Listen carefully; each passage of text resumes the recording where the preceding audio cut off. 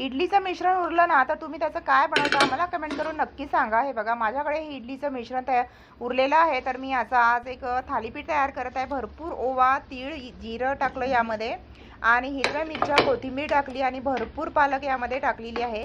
कारण माझ्या मुलांना पालक अजिबात खात नाही, तर अशा पद्धतीने मी वेगवेगळ्या रेसिपी ट्राय करत असते. यामध्ये थोडं बेसनसुद्धा टाकलेलं आहे. हवं तर तुम्ही यामध्ये गाजर किसूनसुद्धा टाकू शकता. आता तवा छान गरम झालेला आहे, थोडं तेल लावलेलं आहे आणि भरपूर असा मिश्रण यामध्ये टाकून मस्त असा मी थालीपीठची डो तयार करत आहे आणि दोन्ही बाजूनी छान असा मंद आचेवर भाजून घ्यायचं, थोडं तेल लावायचं. हे बघा हा किती मस्त असा हिरवेगार थालीपीठ तयार झालेला आहे.